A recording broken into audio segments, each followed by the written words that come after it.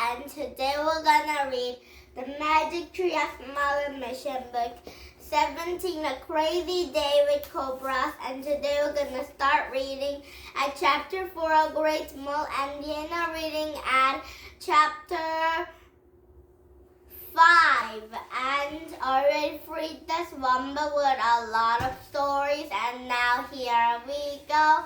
And before you look at my YouTube, please thumbs up my YouTube.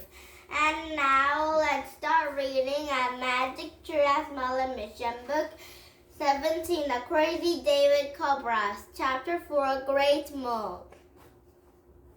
Jack and Annie froze. The hall was completely still and silent. The Green Mole climbed up the steps to the peacock throne. He wore an orange turban and a silver coat trimmed with the diamonds and pearls. He wore robes of jewels around his neck and sparkling rings on his fingers. The Green Mole sat across the legs with the cushion, looked coldly at his audience. He had a handsome face with a sharp nose and dark, distant eyes. A servant stood near him, waving a large peacock for a fan. Another waved a broom to shoo fly-away flies. An impartial guard escorted their pair of European ambassadors up the wide steps that led to the throne. Jack and Annie watched it carefully, and the ambassadors had stood before the Green Mole, and the two men had bowed from the waist and brushed back to the right hands all over to the carp. And they have straightened up, raised their right hands into the air, and they placed their palms into the top of their heads, and they've lowered their hands and stood very still. So that's the way to bow before the Great Mole, thought Jack. He had hoped he and Annie could remember how to do it.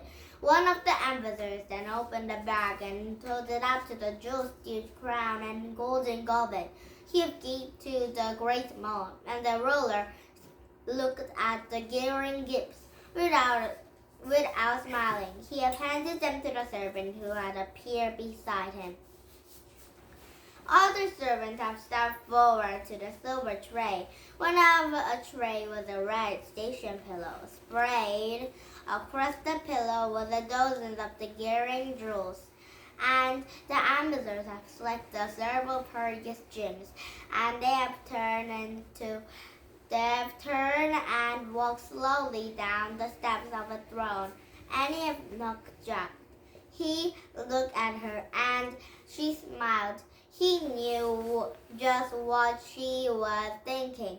Those guys got jewels without saying a word. But Jack is still worried. An emerald rose wasn't an ordinary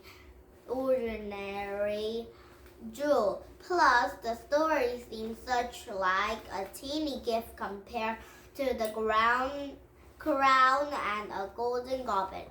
The other ambassadors have climbed to the peacock throne in pairs, and they will bow the same way. And they've opened their bags and give their gifts to the Great Mole.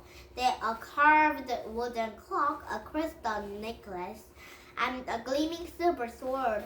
The ruler reviewed each exquisite gift, and he had never changed his expression.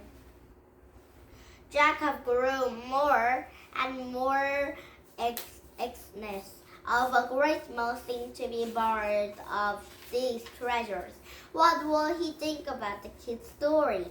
All the ambassadors from the Europeans offered jewels from the silver tray, and they have resumed to their place in line.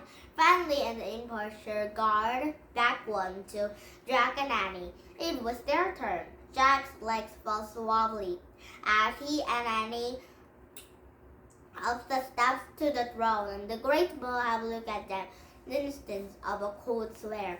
Together, Jack and Annie bowed in their race, and they brushed back to the right hands over to the carpet. And they stood up and raised their right hands to the air. and the place with their palms on top of their heads.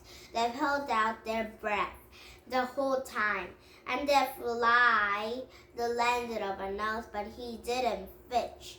And Jack and Annie have lowered their arms. Jack's hands are shaky, and he was unbuckled his bag and pulled out his story. Without a word, he handed it with the great mole. The ruler stared at the first page, slowly ran his fingers over to the fancy tape. He turned to the page and stared at his sparkly drawing of the treehouse and frog gray boots. Again, he had touched the page, and the great mole had raised up his eyes and looked straight at Jack and Annie. The next thing Jack knew, the servant was standing in front of them into the tray of jewels. In the panic, Jack stared to the pile of diamonds, pearls, and red, green, yellow gems. The jewels are all cut in different shapes. Emerald rose.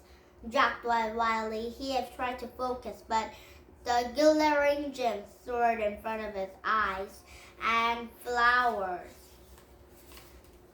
fish, stars, birds, butterflies, pears, and apples, but no emerald rose. And when Jack had glanced up, he saw a great mole watching him. Jack wasn't ready to grab anything, and Annie had reached forward and carefully picked up the green stone. She had solemnly showed to Jack. It was a small emerald shaped like a rose. Jack nodded and trained to appear calm. His heart was pounding. He had glanced at the great mole, and the ruler was looking at them with interest. He had seemed to be about to say something, but the guard begged not of Jack and Annie to leave the throne platform, and Jack and Annie climbed down to the steps and returned to their places behind another ambassadors. Wow, wow, wow, thought Jack. We did it. The great mole had stood up from the cushion. Quietly, he had walked out to the steps of the peacock throne. No one had moved as the all-powerful ruler slipped out of the hole. The whole audience seemed to be breathed like a sigh of relief.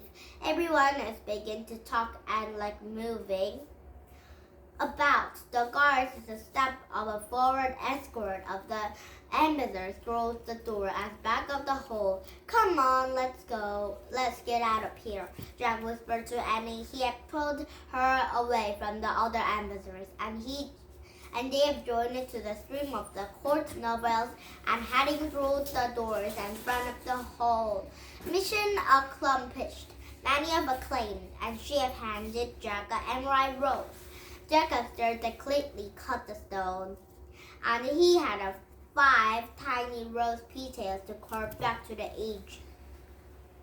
Great work, he said to Annie, and he had carefully put the jewel inside his bag and buckled it. I was wrong, you're right. Oh, I won't rob it, said Annie with the grin. That's okay, I discovered, said Jack. I shouldn't have. Don't worry much. We just have to get back to the treehouse. Keep your head down, move quickly. And Jack and Annie have wound their way through the crowd and heading from the front doors. And just they were about to step into the sunlight, another guard had blocked their way. Excuse us, said Jack. He had tried to step around the guard who had thrown over them. But the guard had put out a large hand. I'll escort you now to the palace, he said, to the private balcony on the great mole. Why? Jack said. All the ambassadors are a view of a parade in the honor, said the guard. Parade? Said Annie. I love parades. But we're kind of hurried. Do we have a choice? Said Jack. No, said the guard. Said Jack. Okay, this way, said the guard. And Jack and Annie have walked over him back through the empty hole. Don't worry, Annie whispered to Jack. What could possibly go wrong at the parade? Now it's chapter 5, not fun. And tomorrow maybe we're gonna start reading a chapter 5 and then I'm reading a chapter 6 or 7. Or maybe we're gonna get a new book and a new stories, okay? And now, did you have fun? You love English culture, we come back with this book or a new book and a new story. So the story, when we read this book, and then we were gonna have a new story, okay? But when we have a new book, we're gonna have a new story like the same. And now, bye-bye everybody, and please subscribe my YouTube if you didn't subscribe my YouTube before you look at my YouTube, okay? Now, bye-bye everybody, have a nice day, bye!